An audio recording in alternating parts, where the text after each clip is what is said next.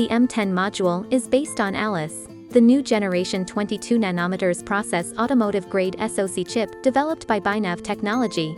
It features an integrated high-precision positioning engine that supports high-performance RTK solution and anti-interference capabilities. It can provide continuous, real-time, and reliable high-precision positioning results in harsh environments, with satellite signal interference, obstruction, and multipath.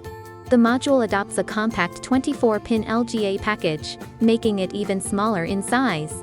The main power supply voltage range is 3 volts to 3.6 volts.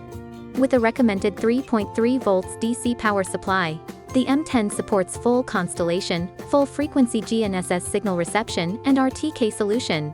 It utilizes the Bynav real GNSS positioning engine and safe high-performance composite interference suppression technology, with built-in integrity monitoring, enhancing fault tolerance and fix rates under urban conditions, with multipath, obstruction, and interference.